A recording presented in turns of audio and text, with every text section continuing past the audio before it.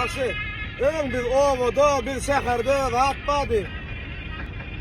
Galdy şo biz dağda. Yoksa sen yersen en merak edip koya. Yok, yok. Yok, biz Berkif'te diye.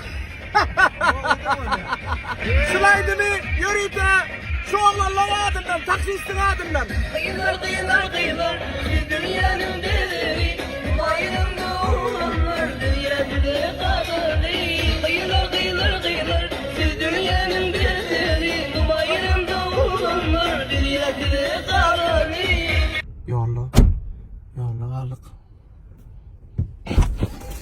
Dur, duran yerine satsana. Batır. Duran yerine. Sırasını maşını uğrat da alalım. İnanın adamla yan kaydım var ha. Bu torba yetişmedi. Sırasını maşını uğrat. Bu torba kavrulmasın. Ağzın çıktı. Posta doğum böyle. Evet, ne yapalım belli de ne yapalım erkek ya. Karabka bolli. Karabka. Karabka. Ben masino. Yan kaydım katağırdaydı. Başka taksanın mı? Başka takside. Taksisi böyle başka takside. Şu an kızlar atını sıkar. Karanlıkta başı.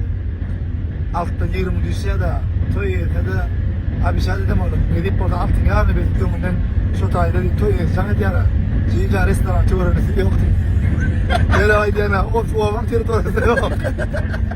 Kıyılar aydımın insan kupledini ayarlaydım. Uzakmış hiç şimdi kupledik.